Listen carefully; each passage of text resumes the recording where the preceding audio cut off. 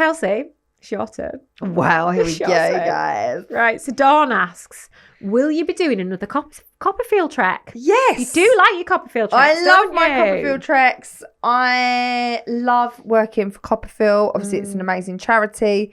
Talking of the fabulous G, she heads up the charity, and it's all about breast cancer, and it's honestly the most inspiring thing to do. Yeah. If you've been affected by breast cancer or know anyone who has, then sign yourself up for a Copperfield trek, or even if you just want to raise money for breast cancer. Is it just just purely breast cancer, isn't it? It is specifically for breast cancer. But Copperfield is basically raising awareness before it can get out of hand. Yeah. So saying check your breasts.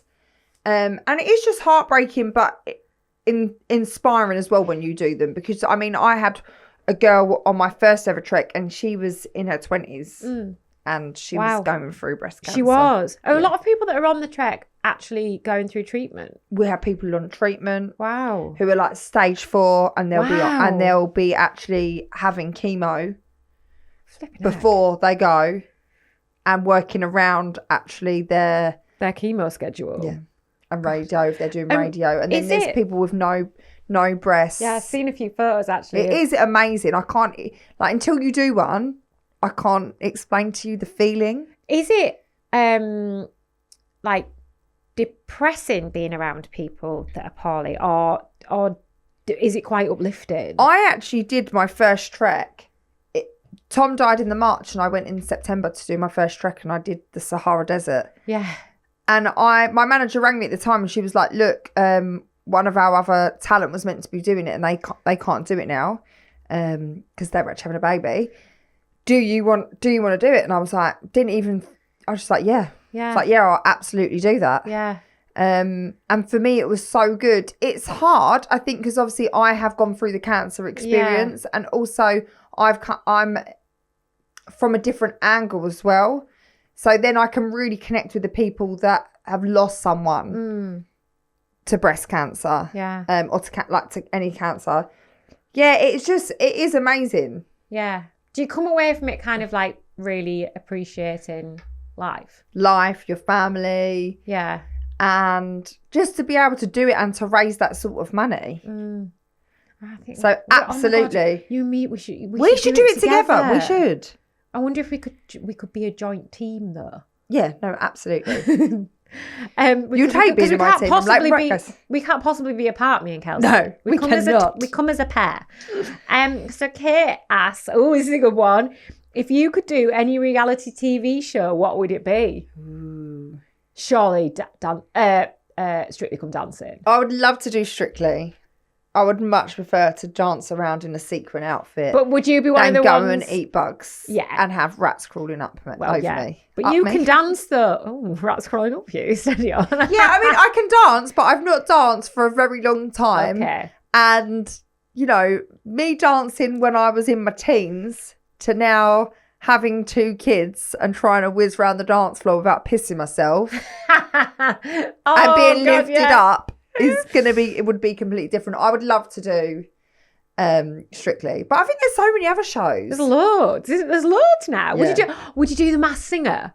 Oh my God, you should do The Masked Singer. Oh my God, what about Macy Gray storming off the stage? I've not watched it because I just can't, because I hate cringy things. Do you hate cringy moments? I do, but I tried to find the video. I couldn't find actually, it didn't look that hard, but I just went on whatever it was on. And I tried to find the video of her storming off stage. So for anyone that doesn't know, Macy Gray was unmasked, wasn't she, on The Masked Singer? And she stormed off stage. I think it's because it was so early on. She won the American one. And then... No, I think she got into the final of the American one. And I think something similar happened. She thinks this is the 3rd time she's done it. She obviously really wants to win. And then when she came back on to do the interview, apparently it was like one-word answers and she was just really angry. And from the reports I've read, you can't believe everything, but from what I've read, it took an hour to coax her to come back on to be interviewed by Joel. We could do what was she Kelsey, why don't we do Race Across the World together? Oh my God! All right, whoever the producers are for Race Across the World, me and Kelsey are game. I would love to do that. Do you think we'd fall out though? No. Are you good with geography? No, but yeah, no, me neither. I'm good at I've got such a good sense of direction though. Oh, have you? Being, yeah. Right, because I don't. If I walk one way, I wouldn't be able to walk Are you a back. diva? Would you be like... No, I'd sleep on a floor. Okay, fantastic. Hey, listen, I've been in a cabin in the woods chopping my own wood. And she's hardened. And not shitting because I don't poo, and weeing in a hole. And going back to Copperfield, actually, going to the Sahara Desert and having to share... I can't even describe because I wouldn't even say it was a toilet. Was it a hole? It wasn't a hole, it was a potty. Potty. Mm. With 120 people. That's a lot, isn't it? And going and just literally having a bucket and it was like a tent. Yeah. So, like a was it a tent. You'd get your water in your bucket and basically go in and tip the water over you and that was your shower. Was it? Yeah. So you could save it. Do you know what? I've been doing that. My mum and dad's, they've lost all their water to the hot water to their house. So when I went back there the other week, I was washing in a bucket. I had to stand in their mop bucket and wash myself down. What have they been doing anyway? Let's all yeah. Anyway, moving on. Thomas has asked, thanks Thomas. I like that we've got a guy listener. What's been your favourite age of your children so far? Oh, good question. That is a great question. I love babies and I love the newborn, but I do love the age they're at now. Yeah. Do you prefer Aurelia's age or Bodhi's age? I just think every age you hit with them, there's a milestone and something you've got to overcome. Yeah. I heard someone say, I don't know if it was you. I don't know if it was you I was listening to on this podcast with a guest of saying you're always getting to the next milestone, aren't you? Yeah, you're never literally out of it. Because you're always in it. On to the next, yeah. On to the next, on to the next. And they go through different phases, don't they? Yeah. I think as well, when you've got two, it's different because they're always going to be at different ages. Whereas, obviously, I've only got Cooper. So, I can really clearly see specific ages and which ones were. Yeah, clearly. 3 was probably the worst for me because he was a tantrumer. It was...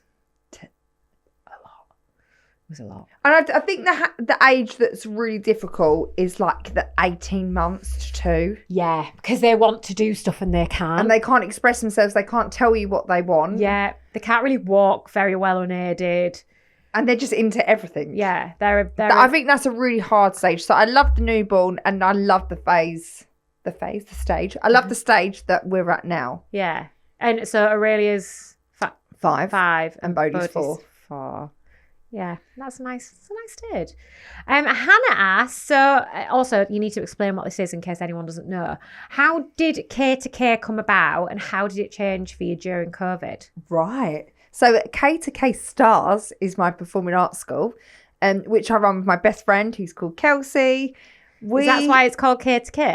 Yeah. Kelsey to Kelsey. Oh. We actually started with just doing workshops around the country. Of what workshops, for anyone that doesn't know?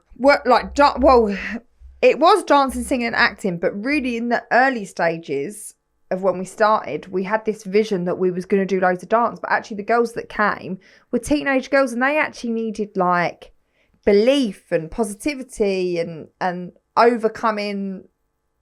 even just standing up, saying their name, age, and interesting facts about themselves. Yeah, Confidence. So K2K started there and we did that for a good couple of years. And then we needed an actual school. Yeah. So now, we run every Saturday and it's dancing, singing, acting, acro. What's acro? Gymnastics, ballet, tap. And what's the age range that you... So we take from 18 months all the way up to 18. Wow. Oh, okay. And then we have a few classes during the week, but they're the ones that want to go to stage school and take it really seriously. Yeah. Oh my God, that's incredible. And what was it like during COVID then? Really hard. And we lost everything. And we're actually rebuilding now. I would say we're still affected by COVID. Why did you? Because people obviously couldn't come. Yeah, and I'd say at that time, probably teenagers, we had well over 50 teenagers come in. Yeah. And we lost them all. because for a teenager, why are you going to dancing? You not necessarily want to be a dancer or a singer or an actress. You're actually going to see your friends. Yeah. So every time we went into a Zoom, we'd lose people. So we're really like baby heavy at the moment. Right. My 5-year-olds, 5 and below, are our core now. So we're sort of having to rebuild the business again. Yeah. You don't realise, like, you just don't realise what COVID did to people. And we're still paying off loans from COVID too. Because we would have had nothing. Wow.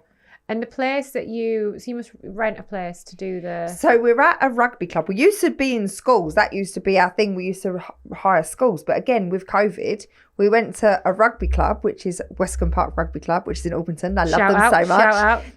They hate me there. No, they don't. They love us. They love me and Kelsey. I mean, they have got like performers there. Great. But we've built a marquee. We've put our own studio there. They've really welcomed us. That's incredible. But we needed a home, and that's what I didn't ever want to be in that place where K2K didn't have a home. Yeah. And for me, you know, people probably think it's like, can she do any more? But I would never ever get rid of K2K. One, because my kids absolutely love it and it's their second home. But it's something that me and Kels actually built with Tom. Like he basically was the 2 in the K2K. Was he? Well, pretty much, because he helped us so much and was the director of the shows. Really, he'd come in and he'd put the shows together and he'd help with all the sound and everything. Yeah. So I could never. It's my baby that I had with him. Yeah. And really with Tom, he had so many different ideas and business ventures, and would always tell me what I should be doing with K2K. You need to franchise it. You need to do this, and I feel like it's something that I built with him backing me. Yeah. But it's my thing. Yeah. And it's nice to have your thing, isn't it? Yeah.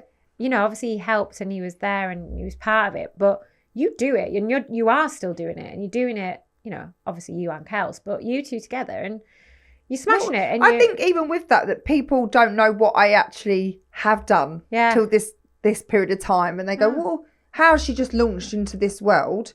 But it's like, I've always been in this world doing it. Yeah. You know, every kid that we've had audition for a stage school have got him. Really? We've had Conti kids. We've had Sylvia Youngs. That's incredible. We've got kids that are at D&B. Every time they've auditioned for West End shows, they've got into, you know, we've had kids in Matilda, School of Rock. Wow. That's incredible, Kels. Pantomime. See, look, listen, you guys are learning so much here. About us. About us. Right, so last question before we wrap up is from Zara. You've both mentioned your work for Action for Children. Is it a cause and charity you both feel strongly about? Yes. More charity work. Yeah, it is not well, it's not work, it's not a job. No. It's something that me and Kels support, and we help out. We don't, you know, obviously don't get paid or anything like that. We work for them because we want to, don't we? Yeah, we've got lots happening this year. Lots happening with them this year. Some very exciting conversations we had last year, weren't they, about the things that we can do for the stats are shocking for the charity. With how many children and families are living in poverty in this country. It literally is shocking. Yeah, 1 in 3. Yeah. 1 in 3. I know. Like, that's obscene. Like, yeah, and you wouldn't think that, would you? No. Like, if I'd have hazarded a guess, it certainly wouldn't be 1 in 3. 1 in 3, absolutely not. And you know, it was things like, so over Christmas we went to the Santa's Grotto thing that they had on, which was lovely, and it was where you could, you know, buy a gift for someone who won't be getting someone who won't be getting gifts this year. And it was sad, like when we were talking about it, like there's kids that, you know, the parents are having to decide whether they give them a warm Christmas or a Christmas where they can eat. And they had to make that decision. There's parents that aren't eating just so their kids can eat, and all things like that. And you just don't realise. It puts things massively into perspective, doesn't it? Yeah, and that's why we want to use our platform to help others. And I think that is the beauty of everything that we do, is that we get to give back. Yeah, absolutely. And we've got a platform to talk. And if we can talk about things that are going to help people, then why the hell not, Kels? Hey. So, What a nice note to finish on though. But that is a wrap for another episode. Remember, if you want to ask us anything and feature on Mum's the Word, make sure to subscribe and leave us a review. And most importantly, follow us on our socials, which are at mumstheword_pod. And check out our YouTube channel. Just search Mum's the Word. So, I've been George Jones. And I've been Kelsey Parker. And we'll be back for another episode, same time, same place, next week.